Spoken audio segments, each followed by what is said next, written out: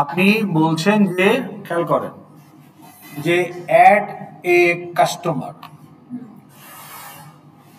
তাহলে কাস্টমারের তো কোনো ডাটা নাই, তাহলে তার সবই আমাকে ইনপুট দিতে হবে।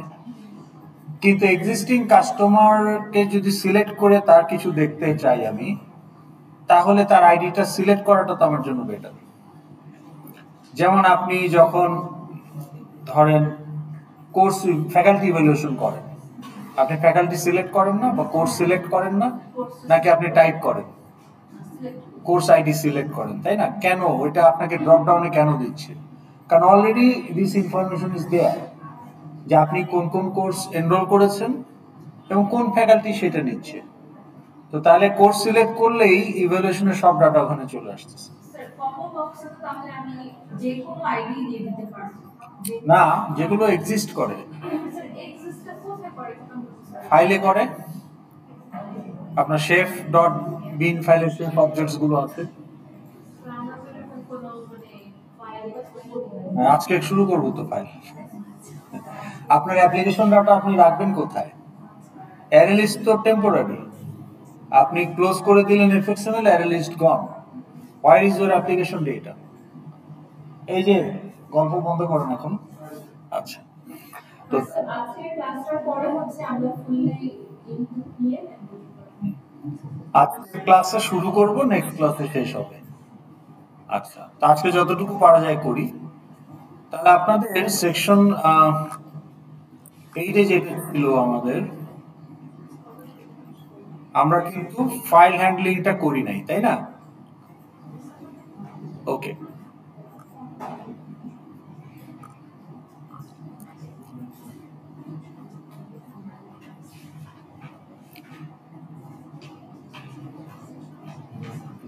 ঠিক আছে।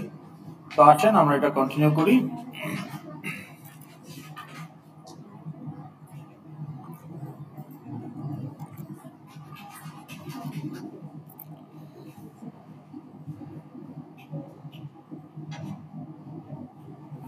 Okay. So today we are going to start storage of our application data. That means the database equivalent, in our case, file handling. Now, before getting into file handling, we need to understand the basic of exception handling first. তাহলে exception handling এর বেসিকটা two be continued হবে পরে, কিন্তু আপাতত বেসিকটা আগে আমাদের একটু বুঝতে হবে ফাইল হ্যান্ডলিং এ যাওয়ার আগে। ওকে, এখন আপনাকে যদি আমি প্রশ্ন করি,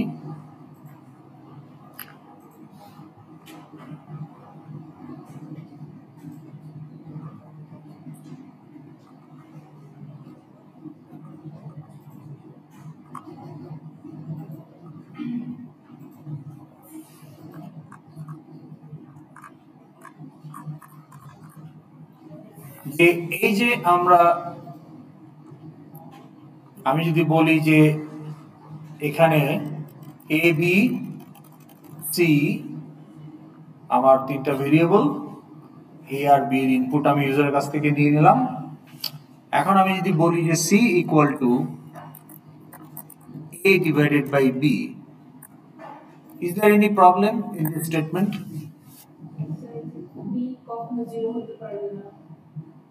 বিফোর দ্যাট ওটা হচ্ছে আপনার একটা তো প্রবলেম আছেই, আর ডাটা লস হবে, কারণ এই দুটোই লিখলাম।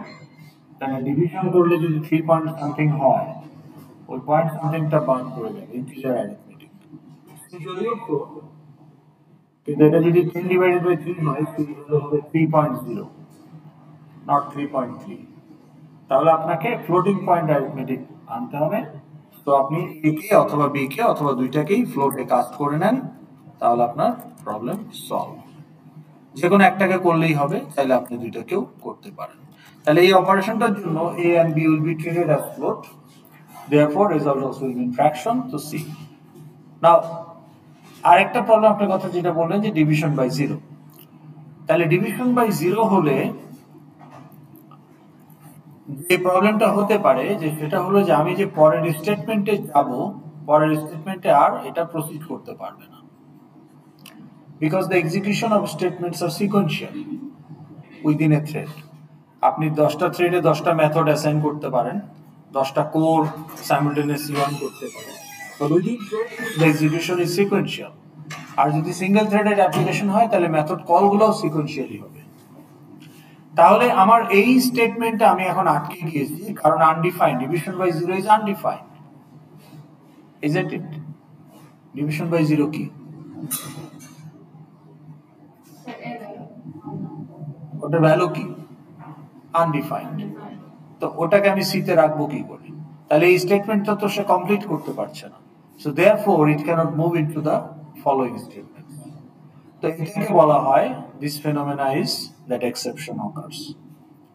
তাহলে এক্সেপশন হলে আপনার প্রোগ্রামার প্রসিড করতে পারে না, because it got stuck there, so your program will terminate if it is not handled. Okay, তাহলে এটা আমরা বুঝতে পারলাম। এখন প্রশ্ন হলো যে can you avoid this division by zero, যেটাকে আমরা অ্যারিথমেটিক এক্সেপশন বলতে পারি, can you avoid that by optimizing your code? আপনি কি আপনার এই কোডটাকে অপটিমাইজ করতে পারেন? কিরকম?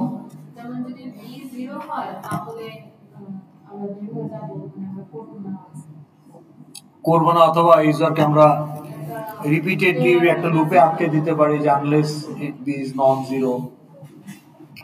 তাহলে এটা আসলে অ্যাভয়েডেবল। তাহলে আমরা যদি আমাদের কোডটাকে একটু অপটিমাইজ করার চেষ্টা করি,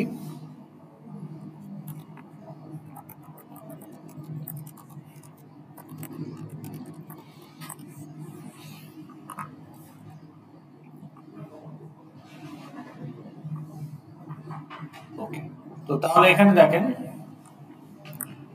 আমাদের এখান থেকে একটা অ্যারিথমেটিক এক্সেপশন হতে পারে, হবেই তা না, কিন্তু বি এর ইনপুট কি দিবে আমরা তো জানি না ইউজার। তো কাজেই স্টেটমেন্ট থেকে এক্সেপশন হতে পারে, এটাকে আমরা বলি ক্রিটিক্যাল স্টেটমেন্ট। ওকে, এখন আমরা এটাকে অ্যাভয়েড করতে পারি, অনেকভাবে অপটিমাইজ করা যায়। ফর এক্সাম্পল, আমরা একটা ডু হোয়াইল লুপ দিয়ে ইউজারকে বলছি যে please enter a non zero denominator and user is giving the input, but if the input is still zero, it will be in that loop. তাহলে এক পর্যায়ে ইউজার বাধ্য হবে একটা নন জিরো ইনপুট দিতে, তখন কি আমরা এটা পারফর্ম করব। So we can actually avoid this exception by optimizing our code. Do you understand? এরকম আরো অনেক কিছু হতে পারে।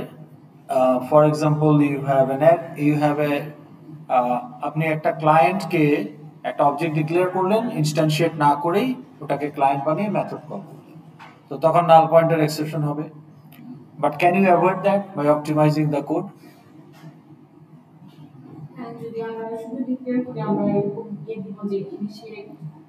তাহলে আপনি বলতে পারেন যে if Asif not equal to null then Asif dot pay bill. তাহলে ওই যে নট ইকুয়াল টু নাল চেকটা করে নিচ্ছেন before making it client, so you are actually avoiding the null pointer exception here, তাই না? আবার ধরেন you have an array of size 10, so if you are trying to access the 12th element, it doesn't exist, and array নিজেও একটা class, তাহলে ওই অ্যারেটার জন্য একটা মেমরি অ্যালোকেট হয়েছে, তাহলে 10টার বেশি এলিমেন্টের জায়গাই নাই, তা আপনি 12 নম্বর এলিমেন্ট অ্যাক্সেস করবেন কিভাবে? It cannot complete the statement, তো তখনও এক্সেপশন হবে। এটা হচ্ছে index out of bound exception. তাহলে এরকম বিভিন্ন রকম এক্সেপশন হতে পারে বিভিন্ন স্টেটমেন্ট থেকে, হবেই তা না, হতে পারে।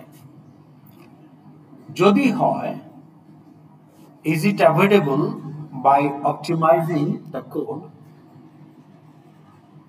যেমন আমরা দেখলাম কিছু কিছু ক্ষেত্রে এটা করা যায়। তাহলে যে সমস্ত এক্সেপশন গুলো কোড অপটিমাইজেশনের মাধ্যমে অ্যাভয়েডেবল, আপনি অপটিমাইজ করেন বা না করেন, বাট অ্যাভয়েডেবল, কম্পাইলার সেটাকে বিল্ড করতে দিবে, so eventually you can also run it. তা আপনার লাক খারাপ না হলে সাকসেসফুলি এক্সিকিউট হবে, লাক খারাপ হলে এক্সেপশন হয়ে প্রোগ্রাম ক্র্যাশ করবে। ওকে, তাহলে এটা কি আমরা বুঝতে পারলাম যে হোয়াট ইজ অ্যান এক্সেপশন?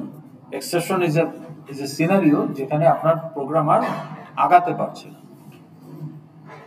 ওকে, এখন there are certain exceptions যেগুলো যদি হয় they will be caused by external factors which your code has no control over them. তাহলে এখানে আপনার code optimization cannot guarantee that those exceptions will be avoided. Why? কারণ ওই cause গুলো আসলে এক্সটার্নাল। এক্সাম্পল হিসেবে যদি আমরা বলি যে ধরেন আপনি একটা ফাইল রিড করতে চাচ্ছেন, তো এখন ফাইলটা রিড করতে গিয়ে দেখা গেল ফাইলটা করাপ্ট। তা আপনার একটা ওয়ার্ড ফাইল বা টেক্সট ফাইল আছে, তো ওয়ার্ড ফাইলে ডাবল ক্লিক করলে কি হবে? মাইক্রোসফট ওয়ার্ড এটা ওপেন হবে। তা এখন আপনার 1000 বারের মধ্যে 999 টাইমস ইট উইল ওয়ার্ক, কিন্তু আপনার লাক খারাপ হতে পারে যে একটা ওয়ার্ড ফাইল করাপ্ট, তো ওটা তো সে ওপেন করতে পারবে না, তাই না? In that case code optimization কি এখানে কাজ দিবে? যে file opening failed, the word failed to open the file because the file is corrupt, এখানে ওয়ার্ডের অপটিমাইজেশন কি এখানে কাজে আসবে? আসবে না। কিংবা ধরেন আপনি একটা ফাইল রিড করতে চাচ্ছেন, আপনি বলেও দিলেন এই হচ্ছে তার পাথ, কিন্তু দেখা গেল যে ফাইলটা কেউ একজন ডিলিট করে দিয়েছে। So how can you read that file? Your code optimization will not work, will it? কাজ করবে না করবে না? করবে না। আবার ধরেন you are downloading a video from internet, তো ডাউনলোড চলছে চলছে চলছে, হঠাৎ করে ওয়াশার ট্রাক এসে আপনার ওই ড্রেন কাটতে গিয়ে আপনার অপটিক ফাইবার কেটে ফেলল। How your download method will complete? তাই না?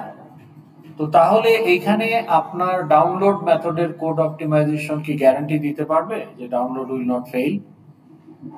তার ডাউনলোড এক্সটার্নাল কারণে এখানে ফেল হচ্ছে। এই ধরনের সিনারিওতে কম্পাইলার আপনাকে বলবে ইউ হ্যাভ টু হ্যান্ডেল ইট।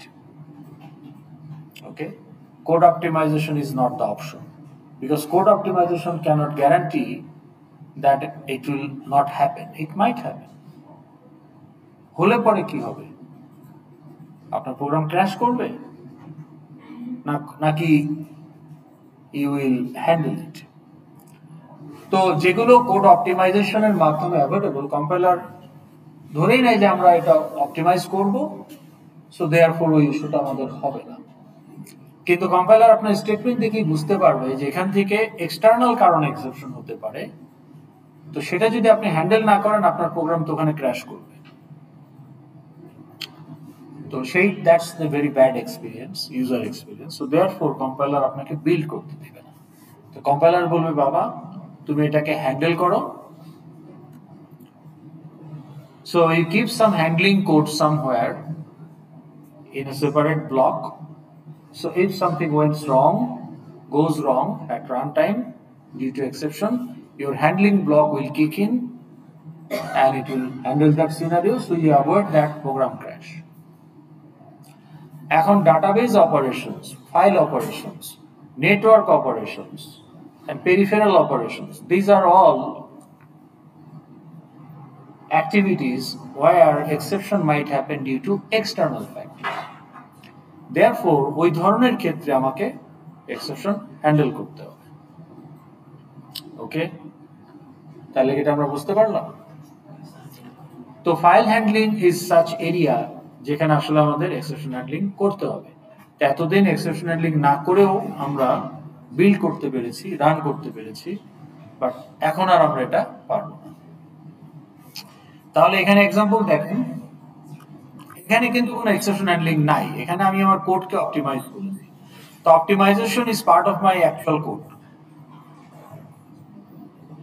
আমি যখন এক্সেপশন হ্যান্ডলিং করব, খেয়াল করেন এদিকে দেখেন, তখন আমার একটা ব্লক থাকবে যে I am trying to execute my code, so that's why it is try block. I am trying to execute my algorithm, I am trying to execute my logic. তো এখানে কোনো হ্যান্ডলিং নাই, মানে এখানে কোনো অপটিমাইজেশনের ইস্যু না। এখানে আমার যে বেসিক কোড সেটা আমি এক্সিকিউট করার চেষ্টা করছি। রান টাইমে যদি কোনো এক্সটার্নাল ইস্যু না হয়, সাকসেসফুল এটা কাজ করবে, fine, no problem, everybody happy. কিন্তু যদি এক্সটার্নাল কারণে এক্সেপশন হয়ে যায়, যে কোনো কারণে এক্সেপশন হয়ে যায়, I have a separate handling code, catch block. তাহলে এই catch block, now there can be multiple catch block. তাহলে কোনো একটা ক্যাচ ব্লক তখন ট্রাই ব্লকে যে কারণে ফেল হলো সেই কারণে ক্যাচ ব্লক তখন হ্যান্ডেল করবে। এখন ধরেন আপনার ভিডিও ডাউনলোড, এটা যদি এক্সেপশন হয়েই যায়, ওই যে অপটিক ফাইবার কাটা পড়ে গেছে, এখন তাহলে আপনার ক্র্যাশ না করে আপনি একটা ক্যাচ ব্লকে গিয়ে এটাকে হ্যান্ডেল করবেন। তখন সে বলতে পারে যে trying to reconnect, attempt 1 fail করলো, অ্যাটেম্পট 2, তো ধরেন সে 6বার অ্যাটেম্পট করার পরে বললো যে there is something wrong, your network is unstable, could not reconnect. Do you want me to save the partial download as a temporary file, or you want to abandon the partial download? এই যে আপনাকে সে guide করতেছে, reconnect করার চেষ্টা করতেছে এবং programme crash না করে এই কাজগুলো সে করতেছে, এটাই হচ্ছে handling code. So that's in a handling block which is catch block. তাহলে এক্সেপশন হ্যান্ডলিং করতে হলে অফিসিয়ালি আমাকে ট্রাই ব্লকে আমার কোডটা আমি রান করব, no exception, fine, everybody happy, but if exception happens, instead of crash it will jump to the catch block. If one catch block, that is the catch block. If there are multiple, then one of the catch blocks. Any questions so far? So we understood the basic of exception handling. এটা নিয়ে আমরা two be continued হবে পরে। এই বেসিকটুকু দিয়ে আমরা file হ্যান্ডলিংয়ের কাজটা শুরু করতে পারবো। ওকে, দ্যাট ইজ টুডেস অবজেক্টিভ। ওকে, তাহলে এটা আমাদের হয়ে গেল। এখন আসেন ফাইল হ্যান্ডলিং।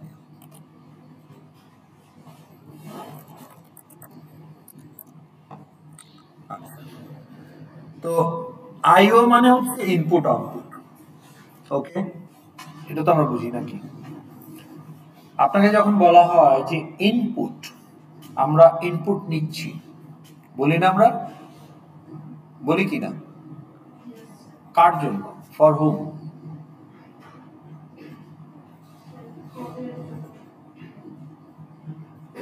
না, কোড এক্সিকিউট হয়, রান টাইমে আপনার কোড এক্সিকিউট হয়, কিন্তু ইনপুট নিচ্ছেন কার জন্য? ভেরিয়েবল বা মেমোরির জন্য। From where?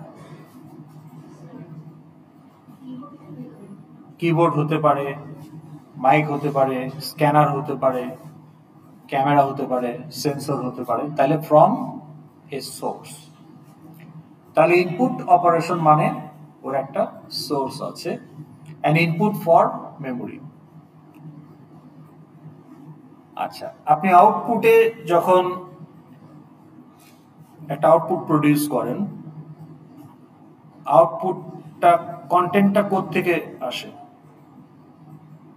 আউটপুটের কন্টেন্টটা তো মানে কোডের কোড যখন এক্সিকিউট হয় ওটার পরে আরেকটা মেমোরিতে থাকে। ধরেন আপনি বললেন যে প্রিন্ট এক্স, তাহলে এটা তো একটা আউটপুট স্টেটমেন্ট। তাহলে আপনার কন্টেন্ট কোথা থেকে আসছে? ফার্স্টে তো আমরা এক্স এর ভ্যালুটা দিয়েছি, এক্স মানে কি? ভেরিয়েবল, মানে মেমোরি থেকে আসছে। তাহলে আউটপুটের content from memory to where? Display on screen, display হতে পারে, প্রিন্টার হতে পারে, স্পিকার হতে পারে, প্রজেক্টর হতে পারে। তাহলে টু এ ডেস্টিনেশন। তাহলে ইনপুটের জন্য দেয়ার ইজ এ সোর্স, আউটপুটের জন্য there is a destination. Now input can be your keyboard, mouse, scanner, sensor, microphone. Output can be screen, printer, speaker, projector, etc. Now, can you name something which can be source as well as destination? Source হতে পারে, destination হতে পারে। এরকম কি হতে পারে?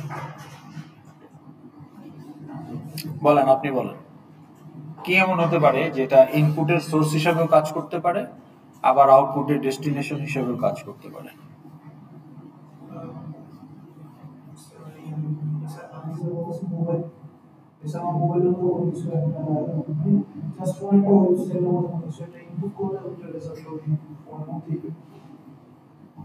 না, input তো আপনি কিপ্যাড থেকে দিচ্ছেন, তাহলে আউটপুট কি?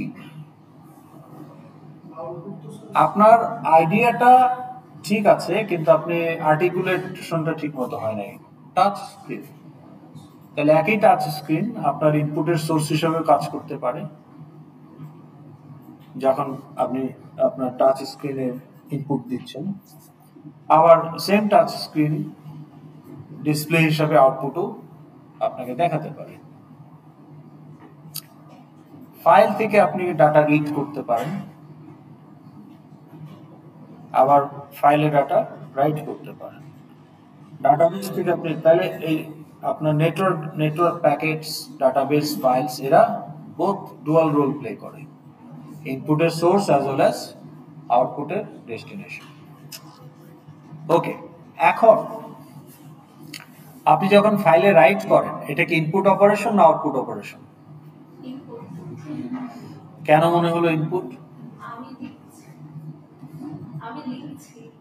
কোথায় লিখছেন? তা আপনি যখন প্রিন্টারে লেখেন সেটাও কি লেখা না? তো প্রিন্টারে যখন প্রিন্ট করেন ওটা কি ইনপুট না আউটপুট? তাহলে ফাইলে রাইটটাকে আপনি ইনপুট বলছেন কেন? না, এখানে কনফিউশন অনেকেই ভোগে। এখানে এই যে নয়েজ করেন না, এখানে যেটা ইস্যু, মেমোরির কনটেক্সটে চিন্তা করতে হবে। তাহলে আপনি যখন ফাইলে রাইট করতেছেন, কি রাইট করতেছেন?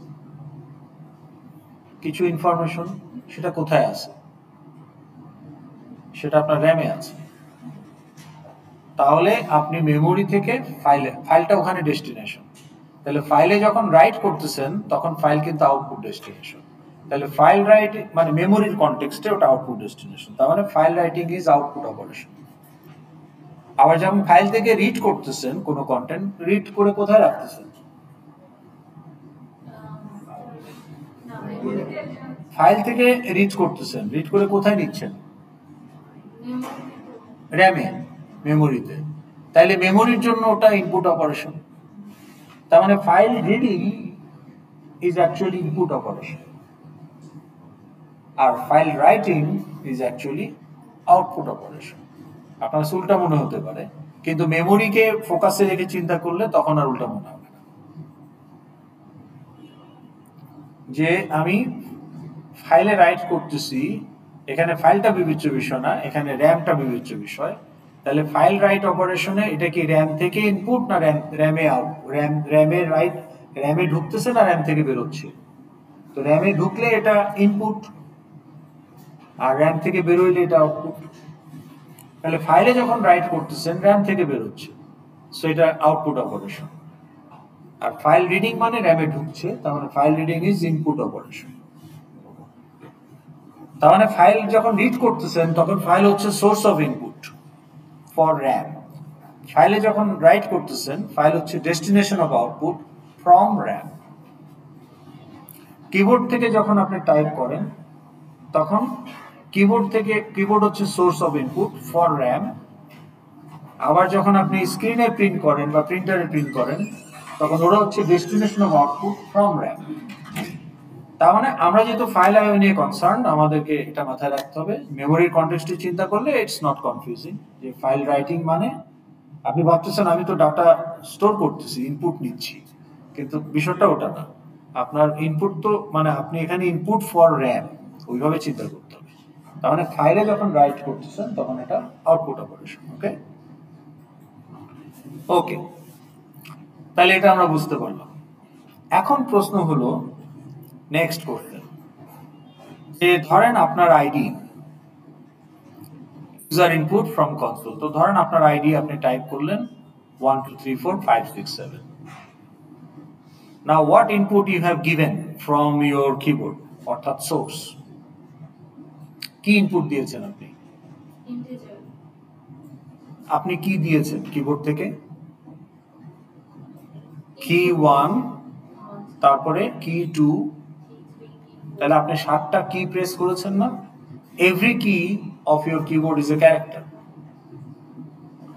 তাহলে এখানে আপনি ইনপুট দিয়েছেন কি 7টা ক্যারেক্টার এবং এটা আপনার এটা হচ্ছে এই যে এখানে দেখেন UTF-8 এনকোডিং মানে এখানে unified character tech character format এটা হচ্ছে ASCII ক্যারেক্টার এইজন্য UTF-8 ঠিক আছে তাহলে এখানে আপনি 7টা ক্যারেক্টার ইনপুট দিয়েছেন আর ASCII ক্যারেক্টারের সাইজ কত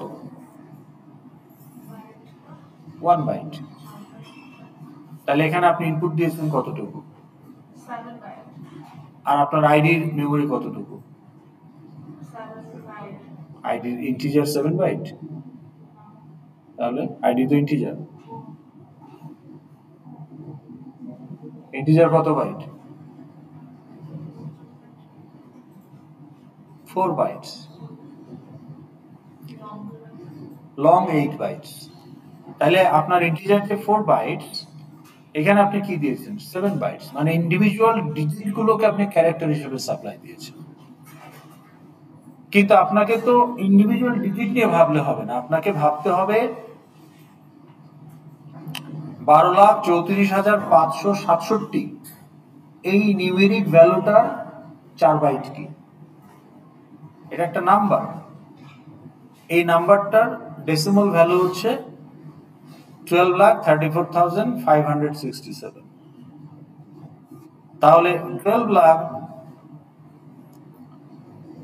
ডেসিমালে যদি যাই 12,34,567 এইটা হচ্ছে তার বাইনারি তাহলে এখানে নাম্বারটা একটু বড় না বা এই জন্য বাম দিকে 1 বেশি নাম্বারটা যদি ছোট হয় ধরেন শুধু 1 2 3 যদি দেই তাহলে তো আমার 01 আরো কম লাগবে মানে 1 + 2 + 8 + 16 + 32 + 64 তাহলে এগুলো যোগ করলে 123 পাওয়া যায় so that is the binary of 123 তো যেহেতু ইন্টিজার 4 বাইট আরো 28 বিট লিডিং 0 থাকবে তো তাহলে আমি যদি এখানে খেয়াল করেন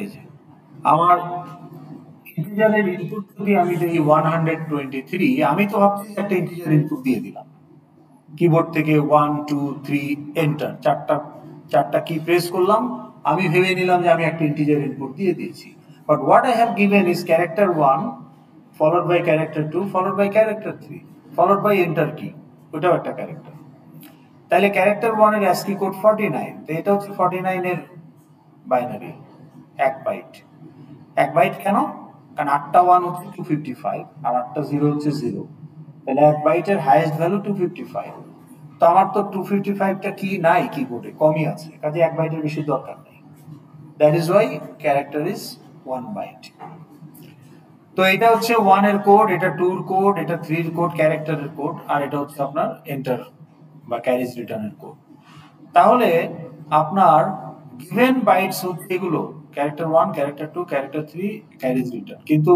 আপনার expected byte for x is this which is the numeric 123 তাহলে আপনার যে ইনপুট সোর্স থেকে যে কন্টেন্টটা পাচ্ছেন সেটা আপনি সরাসরি যদি মেমোরিতে দিয়ে দেন দ্যাটস এ প্রবলেম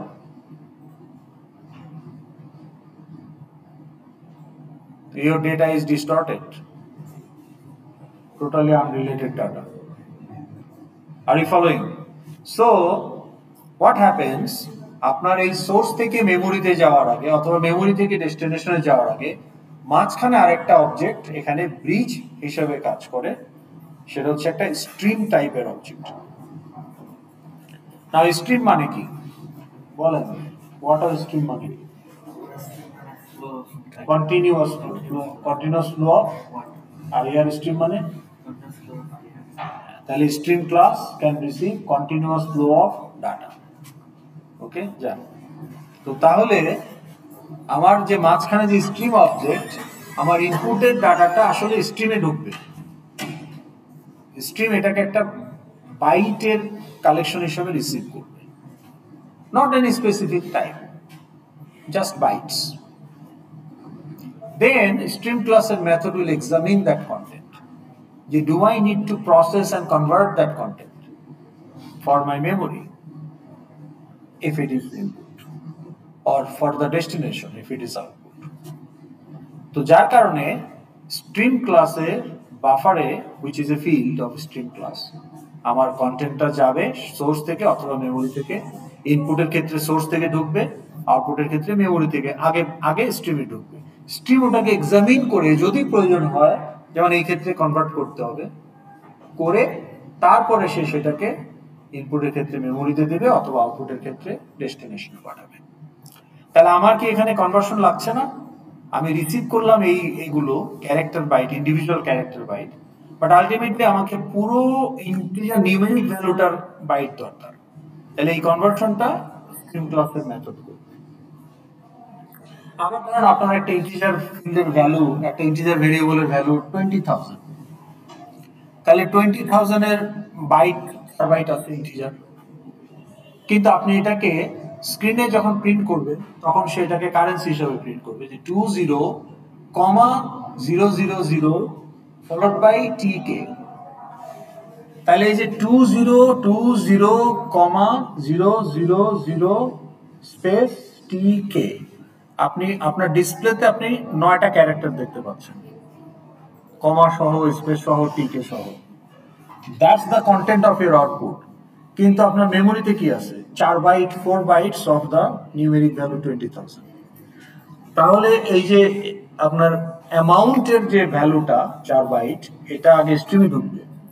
স্ট্রিম তখন দেখবে যে এই ভ্যালু থেকে আউটপুটে আমাকে কি দেখাইতে হবে। তো এটার ভ্যালু যদি 20,000 হয়, তাহলে 20,000 স্পেস TK দেখাইতে হবে। আর ইন্টিজারটার ভ্যালু যদি হয় 23, তাহলে শুধু 23TK দেখাইতে হবে।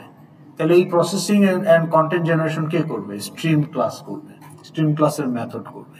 That is Y for any IO you need a stream in between. Okay, any question?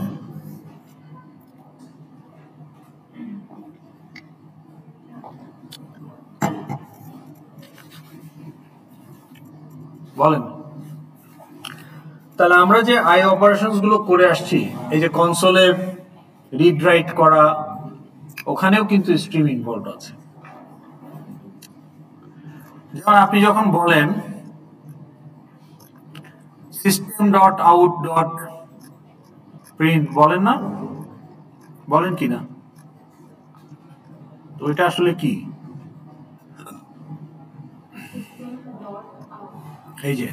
এই যে x কে যে প্রিন্ট করতেছেন, x হচ্ছে মেমোরি, তাহলে আউট হচ্ছে আপনার আসলে স্ট্রিম অবজেক্ট। তাহলে x টা আগেই স্ক্রিনে যাচ্ছে না, আগে সে আউটের ভিতরে ঢুকতেছে, স্ট্রিম অবজেক্টের ফিল্ডে ঢুকে যাচ্ছে। দেন প্রিন্ট মেথড ওটাকে এক্সামিন করে যে ধরনের কনভার্সন ধরেন কারেন্সি হইলে কমা টমা দিবে ইত্যাদি, হোয়াট এভার, লিডিং জিরো থাকলে বাদ দিবে। এই যে তো সেই কাজগুলো, এই স্ট্রিম আউট হচ্ছে আমার প্রিন্ট স্ট্রিম ক্লাসের একটা অবজেক্ট। এই যে প্রিন্ট স্ট্রিম ক্লাসের একটা অবজেক্ট হচ্ছে আউট ক্লাস, স্ট্রিম ক্যাটাগরির ক্লাস। হ্যাঁ, তার একটা মেথড হচ্ছে প্রিন্ট। আপনাকে এটা দেখাতে পারি আমি, এই যে প্রিন্ট লাইন, প্রিন্ট মেথডটা আসলে প্রিন্ট স্ট্রিম ক্লাসের মেথড, প্রিন্ট স্ট্রিম ক্লাসের অবজেক্ট। হ্যাঁ,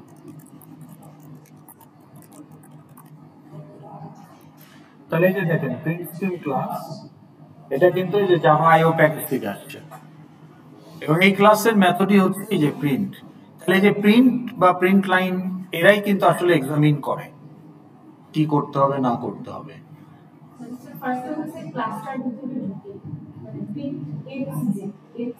এক্স তো আপনার মেথডের প্যারামিটার, তো এটাকে সে সরাসরি স্ক্রিনে পাঠাবে না। এটা তো আপনি মেথডের প্যারামিটার যখন দিলেন, আমি যখন বলি যে আসিফ ডট পে বিল, ওখানে যদি আমি একটা ভ্যালু প্যারামিটার দেই, প্যারামিটারটা কি পে বিল ইউজ করতে পারবে না, প্রসেস করতে পারবে না, চাইলে সে স্টুডেন্ট ক্লাসের ফিল্ডে রাখতে পারবে না। হ্যাঁ, তো ওইটাই স্ট্রিম ক্লাস এখানে রোল প্লে করতেছে। তাহলে আউট ক্লাসেরই তো মেথড হচ্ছে, মানে প্রিন্ট স্ট্রিম ক্লাসের মেথডই তো প্রিন্ট, তাহলে প্রিন্ট মেথডই অ্যাকচুয়ালি ওই কাজটা করে। স্ক্রিনে আসার আগে প্রিন্ট যে মেথডটা আছে ওগুলো সব এক্সামাইন করে আমার স্ক্রিনে আমি কি দেখাবো, তারপরে হচ্ছে স্ক্রিনে আমি কি দেখাবো, তাহলে স্ট্রিম হয়ে যাচ্ছে সেটা। আবার আপনি যখন ইনপুট নিতে চান, ইনপুট স্ট্রিমে যদি যাই, প্রিন্ট স্ট্রিমে রিভার্স ইনপুট স্ট্রিম, এখানে মেথড আছে রিড। তাহলে এই যে আপনি কিবোর্ড থেকে টাইপ করতেছেন, কিবোর্ডে তো কোনো স্পেসিফিক টাইপ ঠিক করা নেই, সবই ক্যারেক্টার, তো ওগুলো এই যে বাইট অ্যারেতে ঢুকে যাচ্ছে। এখন এই বাইট অ্যারেটাকে আপনি কিভাবে ইউজ করতে চান, সেইটার জন্যই আমাদের স্ট্রিম ক্লাস দরকার। ওকে, এখন এইটার সমস্যা হলো যে আমি ইন্ডিভিজুয়ালি ইন্টিজার, ফ্লোট, ডাবল এগুলো কিবোর্ড থেকে রেডিমেড পাই না, আমাকে সে একটা বাইট অ্যারে মধ্যে এগুলো দিয়ে দিবে। তাহলে আমাকে আবার এই তখন এই যে পার্সেন্ট টার্সেন্ট এগুলো ইউজ করতে হবে। এই জন্য আমরা স্ক্যানার ইউজ করতে পারি, স্ক্যানার ইজ ইউটিলিটি ক্লাস, ওখানে এই সমস্ত মেথড আছে বিভিন্ন।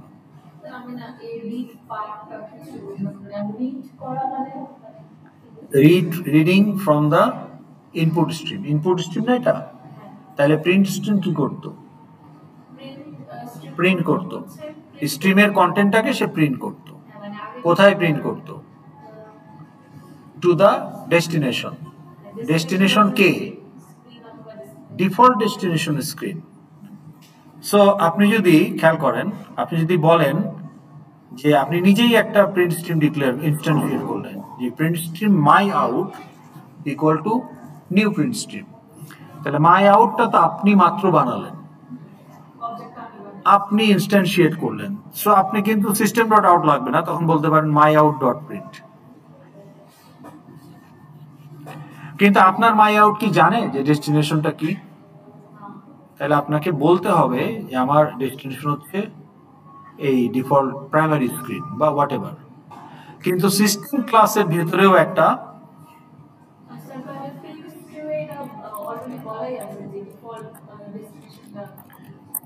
না না প্রিন্ট স্ট্রিম আপনাকে স্ট্রিম অবজেক্ট দিবে। এখন এই অবজেক্টটার ডেস্টিনেশন তো ভিন্ন হতে পারে, কোনটা ডেস্টিনেশন এটা তো যে স্ট্রিমটা ইউজ করবে তাকে ঠিক করে দিতে হবে। এখন সিস্টেম ক্লাস কি করে, সিস্টেম ক্লাসের ফিল্ড সামারিতে গেলে দেখবেন যে স্ট্যাটিক ফিল্ড হিসেবে প্রিন্ট স্ট্রিম অলরেডি আছে আউট নামে। সিস্টেম ক্লাসের কনস্ট্রাক্টর বলে দেয় যে বাবা আউট তোমার ডেস্টিনেশন হচ্ছে প্রাইমারি স্ক্রিন। সিস্টেম ক্লাসের কনস্ট্রাক্টর ইনকে বলে দেয় বাবা ইন তোমার সোর্স হচ্ছে, তোমার ডিফল্ট সোর্স হচ্ছে কিবোর্ড।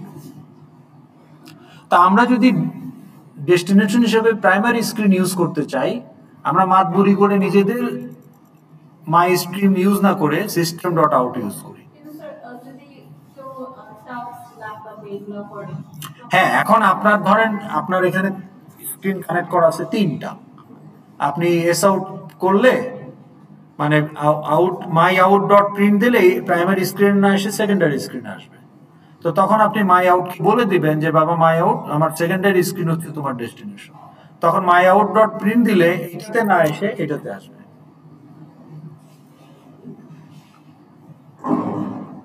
বুঝতে পেরেছেন?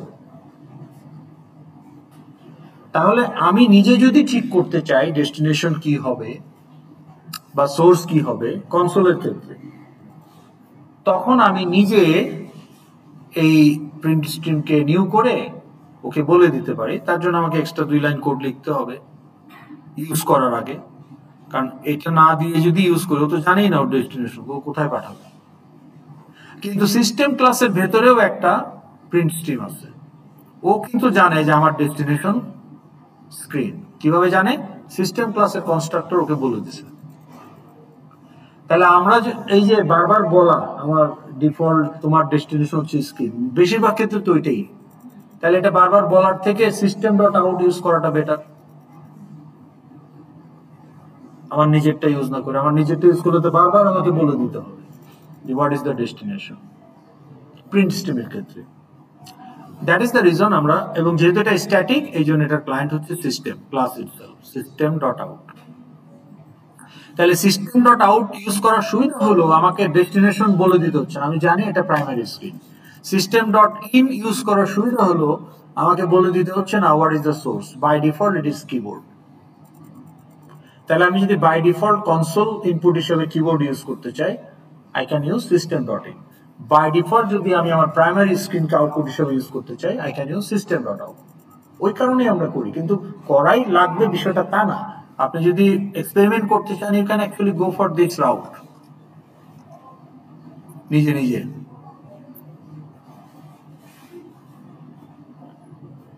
তো এটা একটা ঝামেলা এবং এটা রিপিটেটিভ টাস্ক, এই জন্য এটাকে সিস্টেম ক্লাস নিজে থেকে বলতেছে আমি বলে দিচ্ছি যে ডিফল্ট হচ্ছে স্ক্রিন আউটের জন্য আর ইনপুটের জন্য ডিফল্ট সোর্স হচ্ছে কিবোর্ড। আমি এটা বলে দিছি, সো তোমরা চাইলে আমারগুলো ইউজ করতে পারো, system dot out, system dot in. That's why you do that. বোঝা গেল? ওকে। তো যাই হোক, এটা কনসোল, কিন্তু আমরা আসলে ফাইল নিয়ে ইন্টারেস্টেড। তাহলে ফাইলের ক্ষেত্রে আমাদের স্ট্রিম ইউজ করতে হবে। তো এখানে যাওয়ার আগে আমরা আগে একটু ডিফারেন্সটা বুঝবো, যে difference between text file and binary file. বলেন, হোয়াট ডু ইউ থিংক?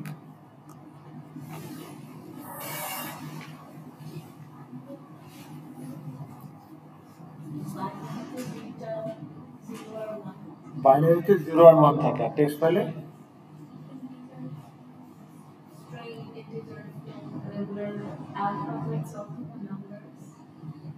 কারণ আপনি বলতেছেন টেক্সট ফাইলে টেক্সট থাকে আর বাইনারি ফাইলে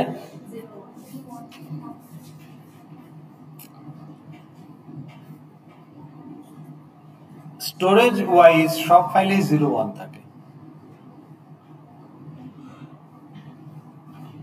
আপনি যখন বলেন আপনার ফাইলের সাইজ 1 কিলোবাইট, এই কথার মানে কি?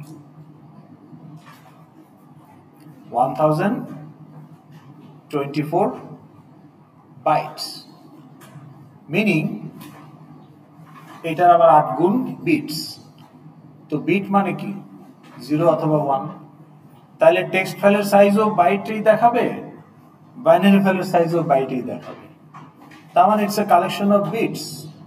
তার মানে আপনার ফিজিক্যাল ফাইলে কি থাকে? বিটস মানে 0 আর 1।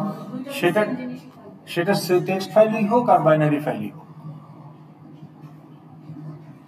তাহলে আসলে কন্টেন্ট ওয়াইজ হার্ডওয়্যার লেভেলে এদের কন্টেন্ট কিন্তু exactly same, whatever is the file type, which is bits. সেটাকে আমরা কি দিয়ে রিপ্রেজেন্ট করি? 0 অথবা 1। বাইনারি নাম্বার সিস্টেমের ডিজিটকে বলা হয় bit. Decimal number system has 10 digits. Greek word deci থেকে আসছে, ডেসি মানে 10, মানে 0 to 9, 10টা ডিজিট। অক্টাল নাম্বার সিস্টেমের অক্টা মানে 8, মানে 0 to 7। হেক্সা ডেসিমাল মানে 16। তাহলে 0 to 9 দেন 10 কে এ দিয়ে বোঝানো হয়। তাহলে 0 থেকে 15 মানে 0 to a, 0 to f, তাই না? তো বাইনারিতে দুইটা, বাই মানে 2, তাহলে 0 আর 1। কিন্তু হার্ডওয়্যার লেভেলে কিন্তু 0-1 বলেও কিছু থাকে না। 0-1 হচ্ছে সিম্বলিক। অ্যাকচুয়ালি কি থাকে? Physical property. তাহলে আপনার এসএসডি বলেন, র্যাম বলেন, এখানে আপনার either there is a presence of charge, electric charge, absence of charge. একটাকে আপনি 1 বলছেন, একটাকে 0 বলছেন। আপনার যদি ম্যাগনেটিক ড্রাইভ থাকে তাহলে আপনার একটা সেল ম্যাগনেটাইজড অথবা ডিম্যাগনেটাইজড। আপনি একটাকে 1 বলছেন, একটাকে 0 বলছেন।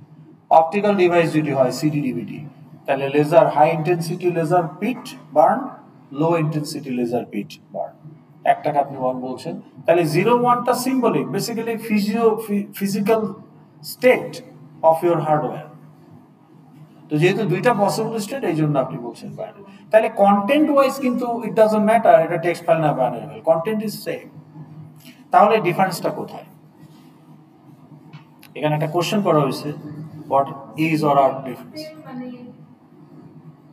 ডিফারেন্স হচ্ছে ইন দ্য ইন্টেন্ট, যে text file is use to store textual content. তাহলে একটা টেক্সট ফাইল আপনি কখনো ইমেজ, অডিও, ভিডিও, ডাটাবেস এগুলো স্টোর করবেন না। টেক্সট ফাইলে আপনি শুধু টেক্সট স্টোর করবেন। সো আপনার কন্টেন্ট যদি টেক্সচুয়াল হয়, characters, so if only character, তাহলে আপনি সেটা টেক্সট ফাইলে রাখবেন। যেমন .txt ফাইল, এটা এখানে কি ক্যারেক্টার ছাড়া আর কিছু রাখা যাবে? এখানে কি আপনি একটা ইমেজ ঢুকাইতে পারবেন এই নোটপ্যাডে? পারবেন? So it's a text file. Can you give example of some other text files?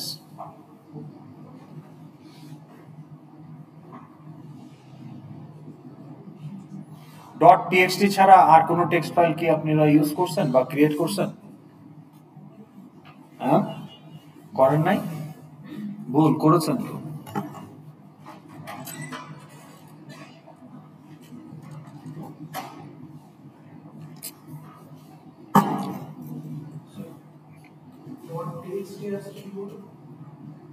.txt তো টেক্সট ফাইল, যেমন এই যে আমাদের স্ক্র্যাচ প্যাড, এটা তো text file.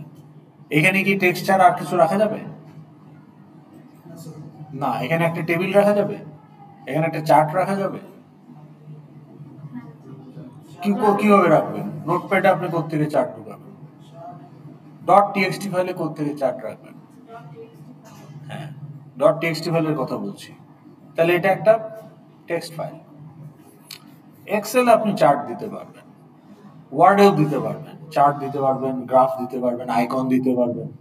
So word is not a text file. Word file can contain text, but it's not only text. It can be combination of many things. PDF is not a text file, binary file. Word is Excel is a binary file. Image files are binary files. Audio files, video files, these are all binary files. But .txt is a text file. Now, what I am asking is, can you give example of some other text files other than txt?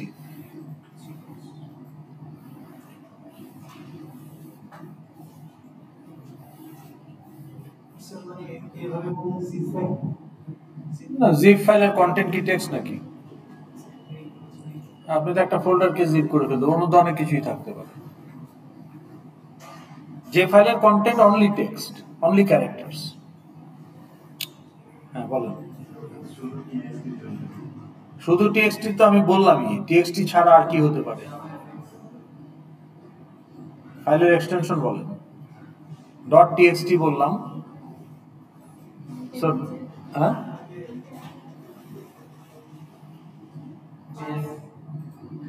আপনার যত source code এগুলো কি text file না?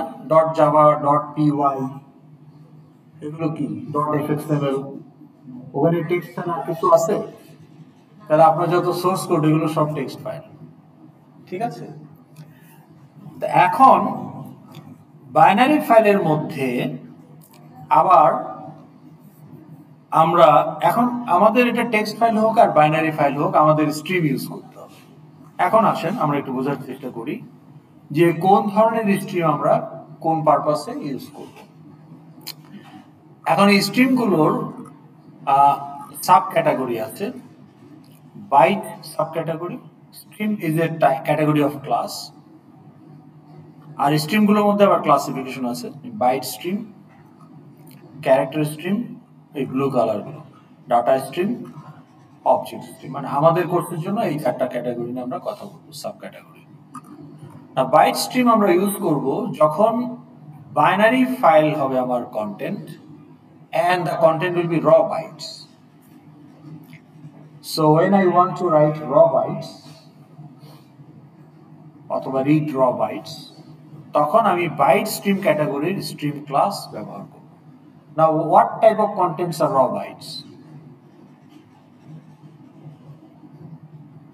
যেখানে bytes গুলো নির্দিষ্টভাবে কোনো টাইপকে represent, data টাইপকে represent করে না, they are just continuous bytes যেমন আপনার image file, audio file, video file, PDF file.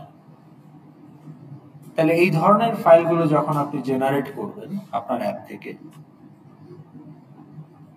তো অডিও, ভিডিও, ইমেজ হয়তো আপনি করবেন না, কিন্তু পিডিএফ চাইতে পারেন করতে।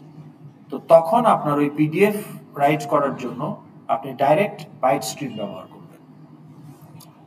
তাহলে আপনার কন্টেন্ট আর ফাইলের মাঝখানে বাইট স্ট্রিম চলে আসবে। আপনি যদি টেক্সট ফাইল প্রডিউস করতে চান, কন্টেন্ট ক্যারেক্টারস অনলি, তখন আপনার টেক্সট ফাইল আর কন্টেন্টের মাঝখানে ক্যারেক্টার স্ট্রিম চলে আসবে।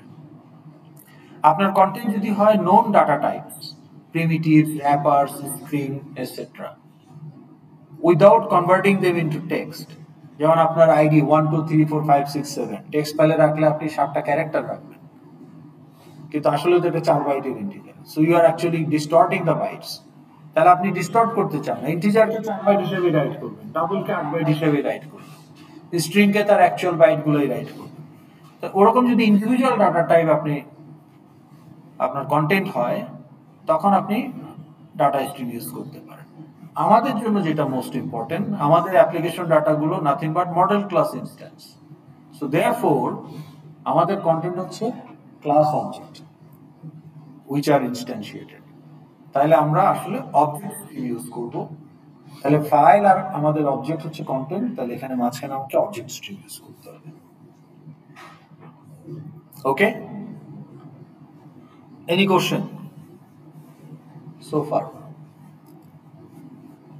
বলেন। ঠিক আছে, আচ্ছা। আপনাদের কিন্তু এই স্ক্র্যাচ প্যাড পুরাটা আমি দিয়ে দিয়েছি গতকালকে। না, ফাইলের আগ পর্যন্ত থাকে, পলিমরফিজম পর্যন্ত, কুইজের সিলেবাস পলিম, কিন্তু এগুলো তো আপনাকে প্রজেক্টের জন্য এখনই শুরু করে দিতে হবে। আচ্ছা,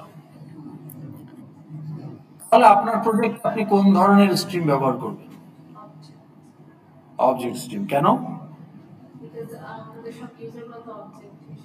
আপনার অ্যাপ্লিকেশন ডাটা আর nothing but model class instance, তো সেগুলোকে প্রিজার্ভ করতে হলে আপনি অবজেক্টগুলোকে ডাইরেক্ট ফাইলে রাইট করবেন। So therefore you need object stream. আচ্ছা, আপনার প্রজেক্টে কি কোনো স্কোপ আছে ক্যারেক্টার স্ট্রিম ইউজ করার?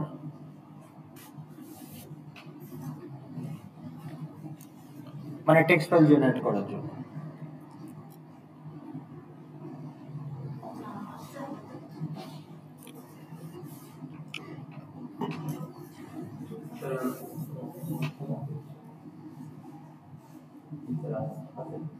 What will be the content? Report যদি অ্যাসোসিয়েশন ক্লাস হয় তাহলে তো আর এটা টেক্সট ফাইল হবে না, মডেল ক্লাসের অবজেক্ট হয়ে গেল।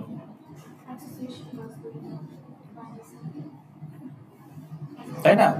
বানান বা না বানান, তাহলে রিয়েলিস্টিক্যালি যেগুলো ডে টু ডে অপারেশন থেকে জেনারেট হচ্ছে না, যেগুলো ডে টু ডে অপারেশন থেকে প্রতিনিয়ত জেনারেট হবে, সেগুলো রিপ্রেজেন্ট করার জন্য তো আপনি যেগুলো স্টোর করতে চান। এখন ধরেন আপনার ট্রান্সক্রিপ্ট, এটা কি একটা অবজেক্ট হিসেবে ডাটাবেসে থাকে নাকি থাকে না? না, আপনার ট্রান্সক্রিপ্ট কখনোই ডাটাবেসে থাকে না। আপনি যখন ভিউ ট্রান্সক্রিপ্ট বাটনে ক্লিক করেন তখন ওটা রান টাইমে জেনারেট হয়, জেনারেট হয়ে আপনাকে একটা পিডিএফ বানিয়ে দেয়। ওই পিডিএফ কখনোই ডাটাবেসে থাকে না, ওটা রান টাইমে তৈরি হয়। তাহলে ডাটাবেসে থাকে আপনার গ্রেড ইনফরমেশন, ফ্যাকাল্টিতে গ্রেড সাবমিট করে, গ্রেড অবজেক্টগুলো ডাটাবেসে থাকে, গ্রেড অবজেক্টগুলো ইউজ করে ট্রান্সক্রিপ্ট জেনারেট করা হয়। সো ট্রান্সক্রিপ্ট একটা টেম্পোরারি রিপোর্ট, মানে it's not saved in database, কারণ it is always generated at real time. তো যেটা রিয়েল টাইমে জেনারেট হবে সেটা ডাটাবেসে রাখার তো কিছু নাই, কারণ পরবর্তীতে যখন জেনারেট করবেন আপনার ট্রান্সক্রিপ্ট চেঞ্জ হয়ে যেতে পারে। তাহলে ওই একটা ফিক্সড পিডিএফ তো স্টোর করার কিছু নাই। But still it is not a text file, it is a PDF. So তাহলে টেক্সট ফাইলের স্কোপ আপনার হতে পারে ইউজার ম্যানুয়াল, অ্যাবাউট কোম্পানি, যেগুলো কিছু ফিক্সড স্ট্যাটিক টেক্সট, যেগুলো ডে টু ডে অ্যাক্টিভিটি থেকে জেনারেট হচ্ছে না, আপনি ইউজারকে চোখের আরাম দেওয়ার জন্য কিছু ইনফরমেশন দিয়ে রাখছেন, পড়ো।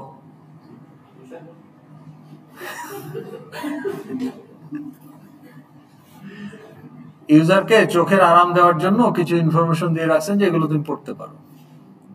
হ্যাঁ, আমাদের ইতিহাস কি, কোম্পানির vision mission, okay, about us, frequently asked question, এগুলো কি টেক্সচুয়াল ডাটা, তো এইগুলো আপনি টেক্সচুয়ালে রাখতে পারেন। ম্যানুয়াল, ইউজার ম্যানুয়াল, তাই না? কিন্তু আপনার অ্যাপ্লিকেশন ডাটা যেগুলো প্রডিউস হচ্ছে অন ক্লিক থেকে, এগুলো তো সব মডেল ক্লাস। মানে আমি কনটেক্সট বোঝালাম যে আপনি রাখলে ওই ধরনের টেক্সচুয়াল কন্টেন্টগুলোর জন্য দুই একটা টেক্সট ফাইল চাইলে বানাতে পারেন। কিন্তু এখন আপনি যদি এমপ্লয়ি ডাটা, প্রোডাক্ট ইনফরমেশন, এগুলো যদি টেক্সট ফাইলে ডাম্প করেন, আপনি তো মার্ক পাবেন না। And that's not supposed to be. ওকে, এখন আমরা টেস্টিং এ চলে যাব। তাহলে আমরা মোটামুটি বুঝতে পারলাম। তাহলে আমরা যদি টেক্সট ফাইল ক্রিয়েট করতে চাই, কোন স্ট্রিম ক্লাসটা ইউজ করব? ওটা স্ট্রিমের ক্যাটাগরির নাম, ক্লাসের নামগুলো গ্রিনে দেওয়া আছে, সবুজ কালারে। আমি টেক্সট ফাইল ক্রিয়েট করতে চাই, ফাইল রাইটার। আমি পিডিএফ ফাইল রিড করতে চাই,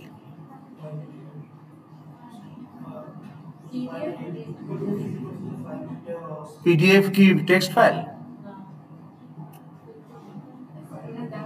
আমি পিডিএফ তো বাইনারি ফাইল, র বাইটস হলে বাইট স্ট্রিম, সেক্ষেত্রে ফাইল ইনপুট স্ট্রিম। আমি আমার একটা নিউ কমপ্লেইন, সাবমিট কমপ্লেইন, একটা কমপ্লেইন অবজেক্ট তৈরি হলো, এটা আমি ফাইলে রাইট করতে চাই, তাহলে কোন স্ট্রিম ক্লাস ইউজ করব? হ্যাঁ, ক্লাস, স্ট্রিম ক্লাসের নাম কি হবে? Object output stream. আপনি ট্রান্সক্রিপ্ট জেনারেট করতে চান, তাইলে কোন স্ট্রিম ইউজ করবেন? Stream and file output stream. Object input stream use করবেন গ্রেড অবজেক্টগুলো রিড করার জন্য, করে পিডিএফ প্রডিউস করার জন্য আবার ফাইল আউটপুট স্ট্রিম।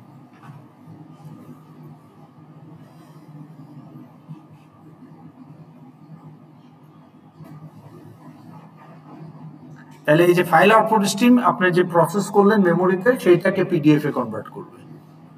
আর ফাইল থেকে বা ডাটাবেস থেকে যে মেমোরিতে অবজেক্টগুলো লোড করলেন, সেটা হবে অবজেক্ট ইনপুট স্ট্রিম দিয়ে। ওকে, এখন আমাদের সময় আছে 20 মিনিট বা 25 মিনিট। তাহলে আজকে তো আমরা সবকিছু করতে পারবো না। আজকে তাইলে আমরা শুধু ক্যারেক্টার স্ট্রিম দিয়ে একটা টেক্সট ফাইল সহজ যেটা তৈরি করে দেখি কিভাবে হয়।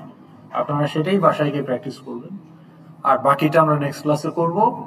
বা সেকশন 7 এ কিছুটা করা হয়েছে, গতকালকে সেকশন 4 এ কিছুটা করা হয়েছে, সেকশন 3 তে, ওগুলো চাইলে দেখতে পারেন অ্যাডভান্স, আদারওয়াইজ আপনাদের নেক্সট ক্লাসে করা হবে।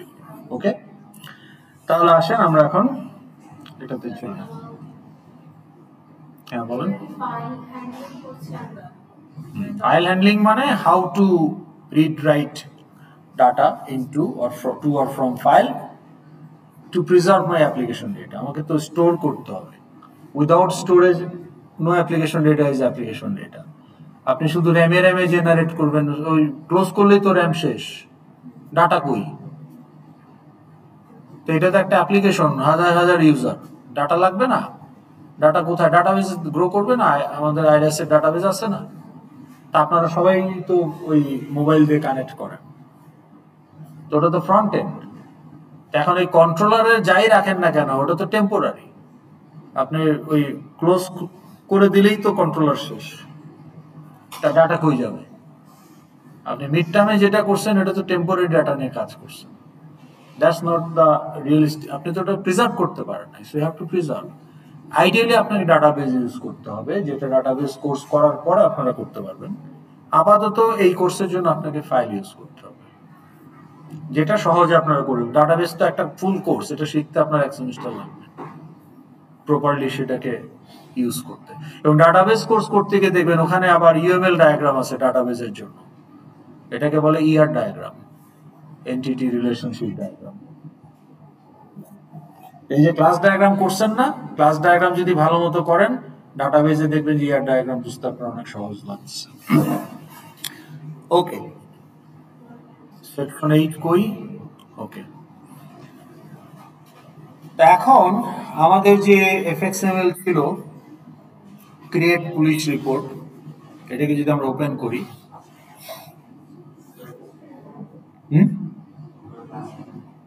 স্ক্রিন শেয়ার করবো। ওকে,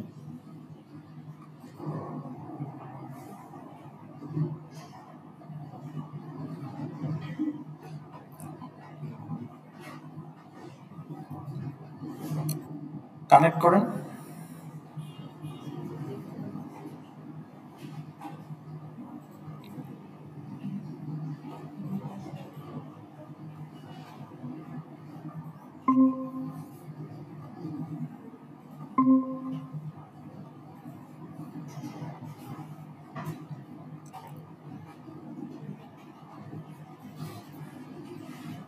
এটা বোধহয় ছিল আপনাদের, তাই না?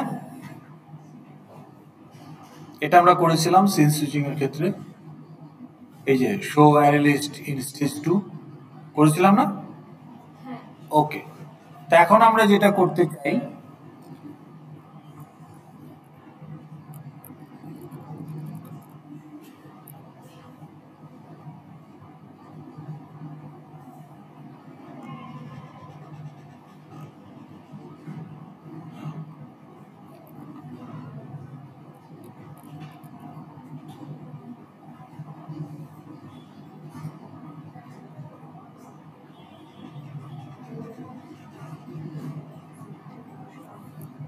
আমরা ডিজাইনটা করে রাখি, আজকে যতটুকু পারলাম, বাকিটুকু আমরা নেক্সট ক্লাসে করব।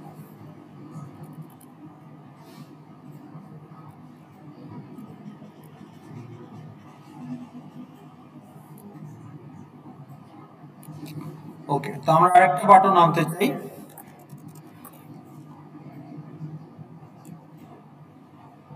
তো এখানে আমরা বললাম যে save array list content to files.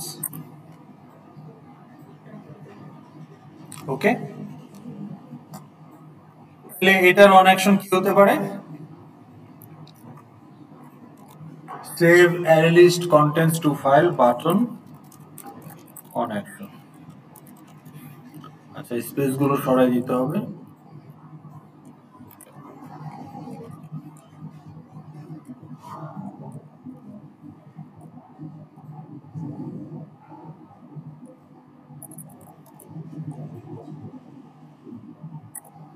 ওকে, আর একটা আমরা আনতে চাই,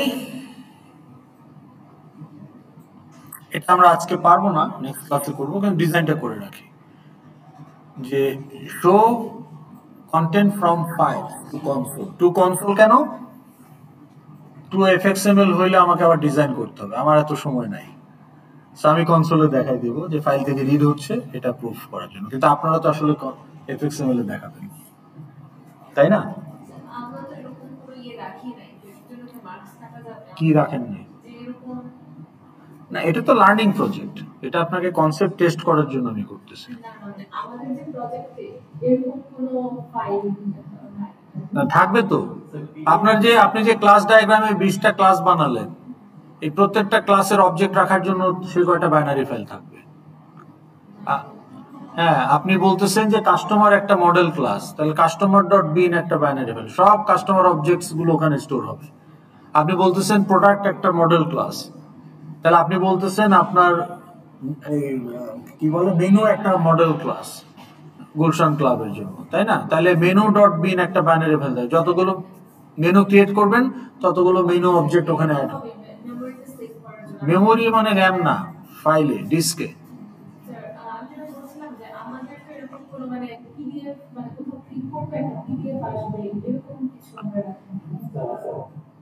সেটা না রাখলেন আপনার তো, কিন্তু ডাটাটা তো ফাইল থেকেই আসবে, তাই না? সেটাকে আপনি এখন নোডে দেখান আর পিডিএফ হিসাবে পিডিএফ তৈরি করে রাখেন, সেটা তো অন্য জিনিস। হ্যাঁ, আপনি সেটা নোটেও দেখাতে পারেন, নোটে আপনি একটা লেভেলে দেখাই দিতে পারেন, যেটা পিডিএফ এর জেনারেট করতেন সেটা আপনি নোটে দেখাতে, একটা লেভেলে দেখাতে পারেন, একটা অ্যালার্টে দেখাতে পারেন, তাই না? সেভাবে আপনি দেখাতে পারেন। আর যদি ফিউচার এই আউটপুটটাকে যদি আপনি কাউকে পাঠাতে চান ইমেইলে, তো লেভেলের অ্যালার্ট তো আর আপনি ইমেইলে পাঠাতে পারবেন না, তখন পিডিএফ করে, তখন পিডিএফ হ্যাজ এ রোল, তাই না? আচ্ছা, তাইলে এখানে আমরা কি বলতেছি, show file content to console. Okay, তাহলে এটা হচ্ছে এইটা হচ্ছে তার অন অ্যাকশন।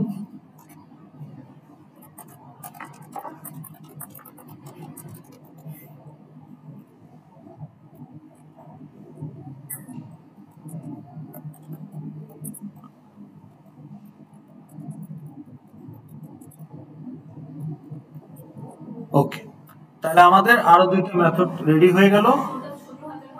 হ্যাঁ, তো এখানে ছোট হাতেরই,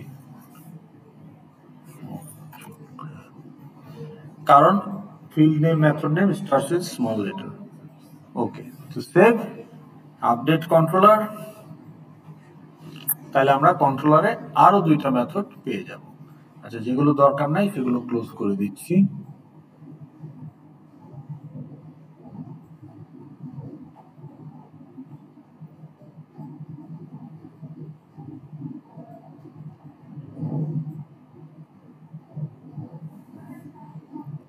আচ্ছা, আমাদের মডেল ক্লাস হচ্ছে police case.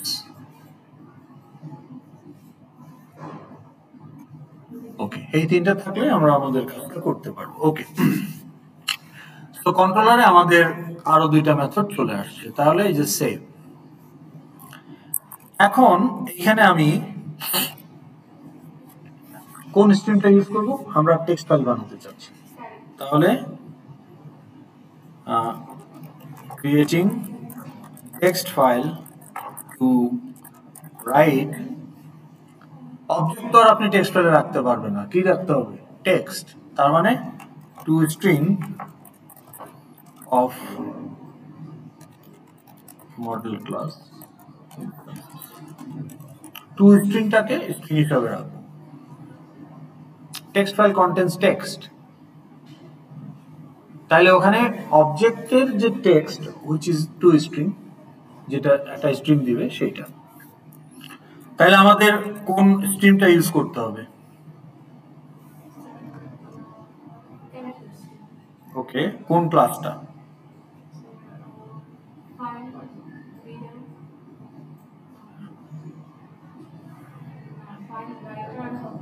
File writer. Okay, তাহলে file writer, let's say fw equal to new file writer। Import করতে হবে। নাও কনস্ট্রাক্টরে যে প্যারামিটার আছে রেড আন্ডারলাইন, তার মানে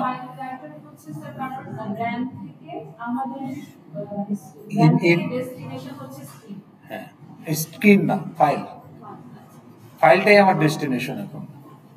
হ্যাঁ, তো তাহলে ওই যে অ্যারে লিস্ট থেকে আমি টেক্সট বানিয়ে সেটাকে ফাইলে পাঠাচ্ছি। So it's output operation. Okay, তো এটা একটা output category stream file writer. এখানে রাইটার শব্দটা রাখছে কারণ টেক্সট লেখে রাইটার, লেখক যারা তারাই তো টেক্সট লেখে, এই জন্য রাইটার। আর ওগুলোর ক্ষেত্রে output. Okay, object output stream, data output stream, file output stream. তো যেহেতু টেক্সট মানে ক্যারেক্টার, তো লেখকরাই তো সাধারণত ক্যারেক্টার লেখে, এই জন্য এখানে একটু ভেরিয়েশন আনার জন্য দিল আর কি। বাট অ্যাকচুয়াল জাস্টিফিকেশন তার আমরা বলতে পারবো না unless you see the depth in the documentation why the name is that. যাই হোক, তাহলে এখানে জিরো প্যারামিটার কনস্ট্রাক্টর নাই, তাহলে এই ফাইল রাইটারকে তো জানতে হবে যে আমার ডেস্টিনেশনটা কে। তাহলে আমি এখন বলে দিব পুলিশ কেস ডট টিএক্সটি। এখন এই fw which is the ওই যে সিস্টেম ডট আউট এর মতো, fw হচ্ছে আমার স্ট্রিম অবজেক্ট। ও এখন জানে যে আমার ডেস্টিনেশন হচ্ছে এই ফাইলটা। ওকে, তাহলে এটাকে আমরা বুঝতে পারলাম। এখনো অন্য আরেকটা এরর দিচ্ছি, সেটা কি? ও বলতেছে আনহ্যান্ডেলড এক্সেপশন। তো তোমার এখানে এই আইও রিলেটেড এক্সেপশন হতে পারে যেটা কোড অপটিমাইজেশন হেল্প করবে না যদি হওয়ার হয়। তো তোমাকে তাহলে এটা হ্যান্ডেল করতে হবে। So now we provide try block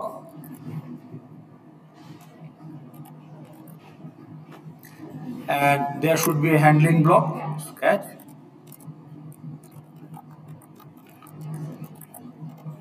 Now এটা নিয়ে আমরা পরে ডিটেইলস কথা বলবো। হ্যাঁ হ্যাঁ,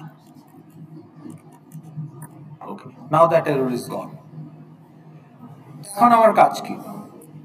এখন আমার কাজ হলো এখানে রাইট করা। রাইট করতে চাই স্ট্রিং ইকুইভ্যালেন্ট টেক্সট যেহেতু অফ মাই অবজেক্টস, তা আমার তো মাল্টিপল অবজেক্ট, তাহলে লুপ চালাবো for police case a case. অ্যানালিস্টের নাম কি ছিল?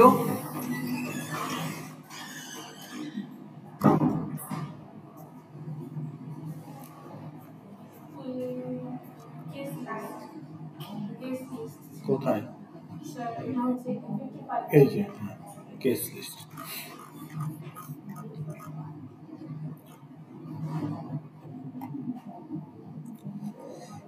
তাহলে আপনি এখন কি বলবেন? ওই যে আউট ডট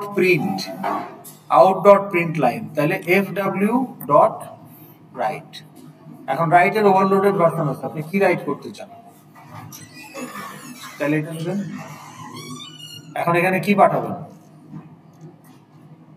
এখানে কি পাঠাতে হবে?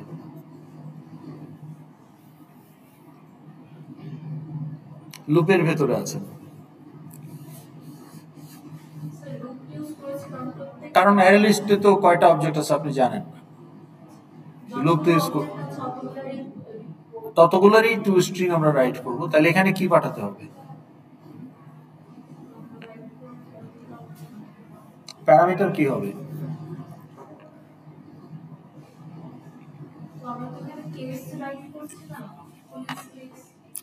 কি লিখবো আমি? আমাকে তো একটা কিছু লিখতে হবে, সেটা বল। এ কেস ডট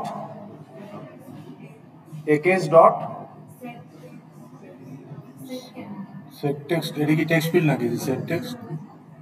এ কেস কি পাঠাতে চান আপনি? টেক্সট হিসাবে কি পাঠাতে চান?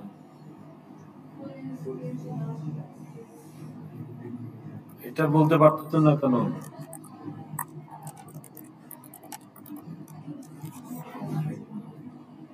এটা বলতে পারলেন না কেন? এখন দেখেন টু স্ট্রিং এ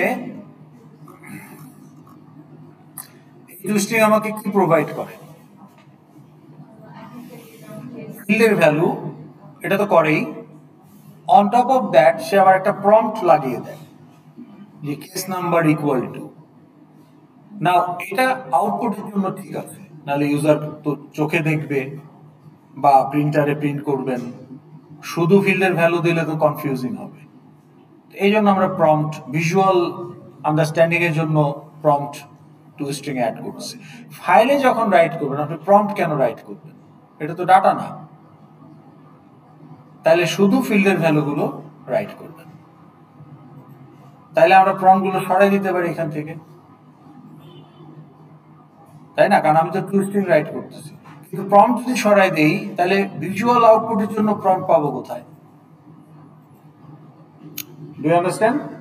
তাহলে কি করা যায় বলেন? ইস্যুটা বুঝতে পেরেছেন? ইস্যুটা হলো এখানে কি দেখা যাচ্ছে, টু স্ট্রিং। এই টু স্ট্রিং যে স্ট্রিংটা জেনারেট করে ফিল্ডের ভ্যালু তো থাকবে, সেটা আমার ডাটা, বাট সাথে প্রম্পটও থাকবে এক গাদা, যে case number equal to applicant ID equal to ইত্যাদি। এই প্রম্পট গুলো কি আমার ডাটা? না, ওই ফিল্ডের ভ্যালু হচ্ছে আমার ডাটা। এই যে 1 2 3 এটা হচ্ছে আমার ডাটা। তাহলে প্রম্পট আমি কেন ফাইলে রাইট করব? তাহলে আমি প্রম্পট বাদ দিয়ে দিব এখান থেকে। কিন্তু প্রবলেমটা হলো আমি যদি আবার স্ক্রিনে প্রিন্ট করতে চাই তাহলে তো আবার প্রম্পট থাকবে না। আমার আসলে দুই রকমই দরকার। তাহলে সলিউশন কি? That is the question. হ্যাঁ, বাটন কই পাইলেন? এটা তো টু স্ট্রিং মেথড। ওভাররাইড তো করছেনই অলরেডি, অবজেক্ট ক্লাসেরটাকে ওভাররাইড করে ফেলছেন অলরেডি। ওভারলোড করবেন। ওকে, তাইলে ওভারলোড করতে হলে প্যারামিটার লাগবে আলাদা। তো এটা কি? এটার প্যারামিটার কি? 0 প্যারামিটার। তাহলে আপনাকে একটা অন্য একটা প্যারামিটার দিতে হবে, সেটা যাই দেন, এটা ডামি প্যারামিটার।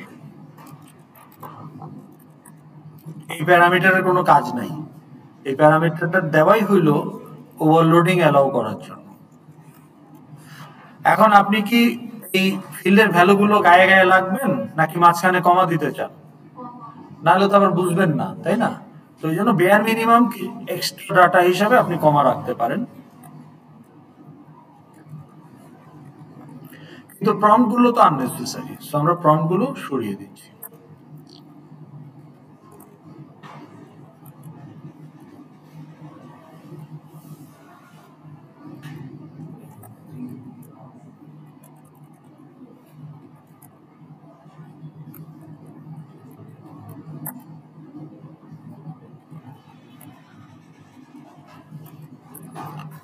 তাহলে এটা বুঝতে পারলাম।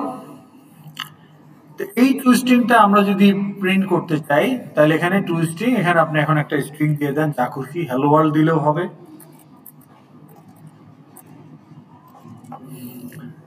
এখন চাইলে এটার সাথে আপনি একটা, যদি চান যে টেক্সট ফাইলে আপনার এই অবজেক্টের টু স্ট্রিং গুলো লাইন বাই লাইন থাকবে, তাহলে সাথে একটা স্ল্যাশও আপনি দিয়ে দিতে পারেন।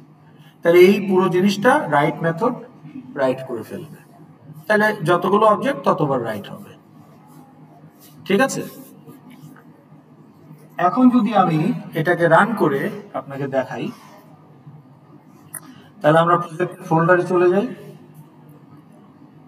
সেকশন 8। আর এখানে কি এখন আছে আমাদের বাংলাদেশ কি বলে পুলিশ কেস ডট টিএক্সটি ফাইলটা? নাই। আমরা যদি এখন এটাকে রান করি,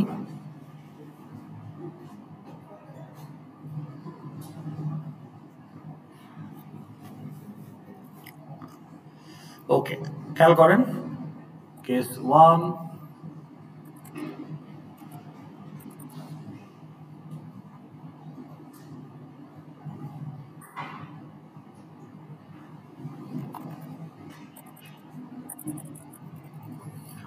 তাহলে একটা অবজেক্ট চলে গেল।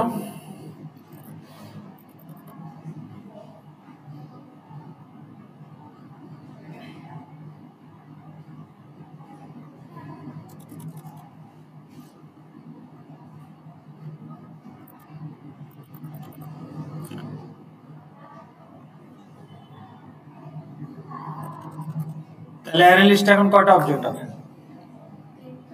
3টা। তাহলে এখন দেখেন ফাইল কিন্তু নাই। এখন এই যে সেভ বললে আমার ফাইলটা ক্রিয়েট হয়ে যাবে। এই যে ক্রিয়েট হয়ে গেল।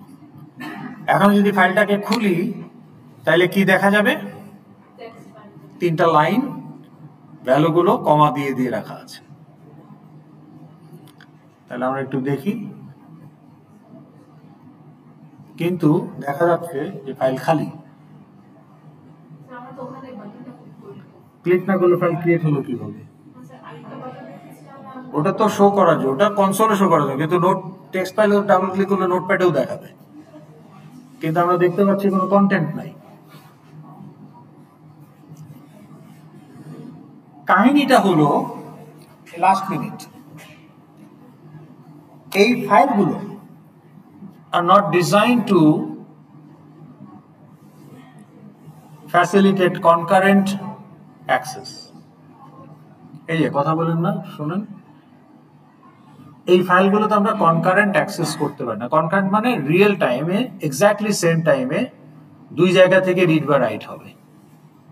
সো একটা স্ট্রিম যখন একটা ফাইলকে ওপেন করে ফেলে, কানেক্ট করে ফেলে, তখন ওই ফাইলটা লক হয়ে যায় অনলি ফর দ্যাট স্ট্রিম। তাহলে এখন আমার এখানে FW হচ্ছে আমার স্ট্রিম, সে ফাইলটাকে ওপেন করে রাখছে, এবং FW কিন্তু ফাইলটাকে রিলিজ করে নাই। এই অবস্থায় আমি যখন ডাবল ক্লিক করতেছি, নোটপ্যাডের যে ইনপুট স্ট্রিম সে আমার ফাইলটাকে ওপেন করার চেষ্টা করতেছে and it fails. And as a result, notepad আমাকে কিছু দেখাতে পারছে না।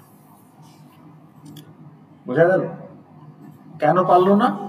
কারণ the file is still locked by FW in my application. So notepad is a separate application. অথবা আমার অ্যাপ্লিকেশনেরও যদি অন্য কেউ ট্রাই করে এই ফাইলটাকে আর আপাতত কানেক্ট ওপেন করতে পারবে না স্ট্রিম দিয়ে, because it is not yet released by FW. তাহলে আমাকে কি করতে হবে? আমি আবার দেখাচ্ছি, যখন এটা ডিলিট করে দেই,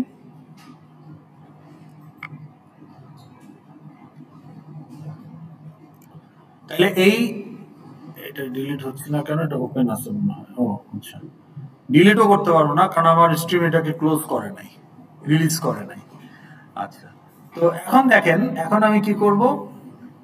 এটি খোলা আছে নাকি?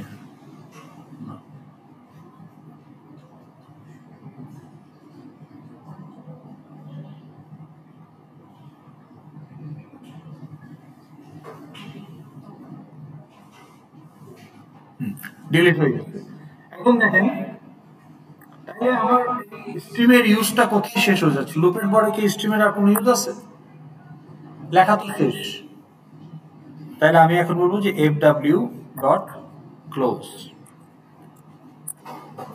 তাহলে কি হবে? স্ট্রিমটা যখন ক্লোজ হয়ে যাবে ফাইলটা তখন রিলিজ হয়ে যাবে for other stream to use.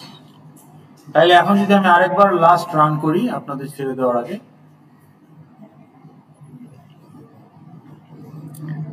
তাহলে আমার ফাইল নাই। এখন আমি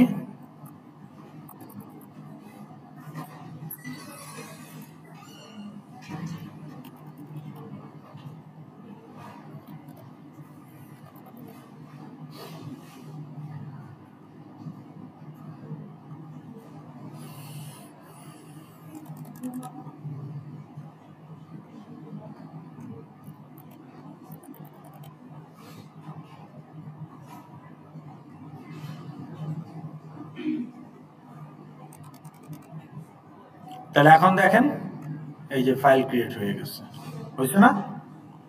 এখন কিন্তু আমার স্ট্রিম fw ফাইলটাকে রিলিজ করে দিয়েছে। সো নোটপ্যাডের stream can connected and can show me the content.